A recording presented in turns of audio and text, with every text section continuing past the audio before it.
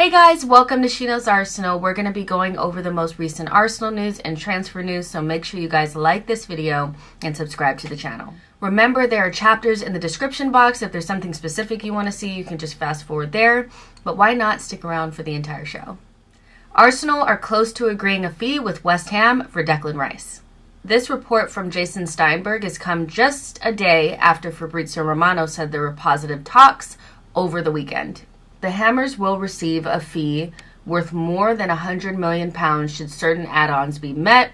No official bid yet, but there's confidence a deal will be finalized soon. The fee and the structure were always going to be the most important part of this transfer. Remember, I told you guys a couple of days ago that West Ham want quite a bit of this up front. They want bigger installments instead of smaller installments over a longer period of time. So I'm sure Arsenal will pay quite a bit up front. The guaranteed fee will be around £90 million, and then the add-ons that could be achieved if we win the Premier League or the Champions League will bring that fee just above £100 million. So that West Ham can say that they sold their best player for over £100 million. That makes sense. This is just a reminder that just because you don't see things all the time on the timeline about a transfer, that doesn't necessarily mean that nothing is going on.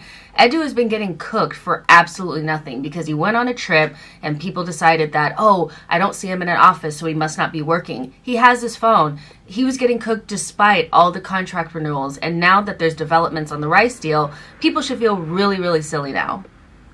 But this is amazing news. Getting your priority target over the line early in the window is a really good start. This is the most important transfer window of Arsenal's recent history. So important that Arsenal build on last season. And the Cronkies and Arteta and Edu working together to bring in a player like Declan Rice shows that they're committed to doing that. The report from Jacob Steinberg also mentioned Arsenal's interest in Moises Caicedo and Ilkay Gundogan, so big days ahead for Arsenal Football Club. Mikel Arteta's side has been handed a quadruple boost ahead of preseason.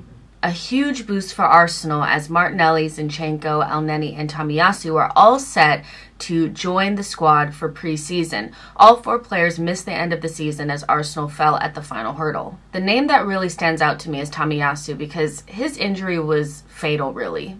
It really limited Arsenal's flexibility. Just think if Arteta had had the option to move Tomiyasu to right back and Ben White into center back, how different things might have been, or even being able to use Tomiyasu at left back instead of Zinchenko in some of the games that we played. I do think that his injury was so significant in the title race, and having him back fit and firing is going to be super important.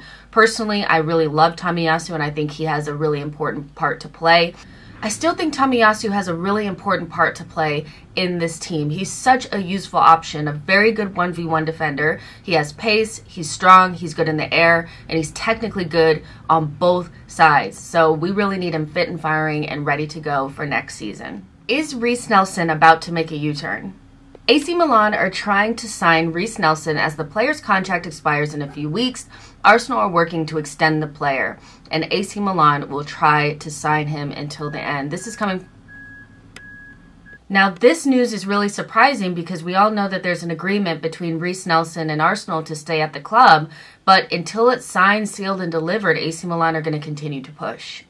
Losing Reiss Nelson on a free would not only be shocking, but it would be a huge blow. He's the perfect squad player, and even though I feel like deep down it's probably best for him to move on for his own career, selfishly I really want him to stay. So hopefully Arsenal can get him to sign on the dotted line and everything is good. Okay guys, that's it for the show. Thank you so much for tuning in. Make sure you guys like this video and subscribe to the channel. Get into the comments and let me know what you think, and I'll see you guys in the next one. Bye guys.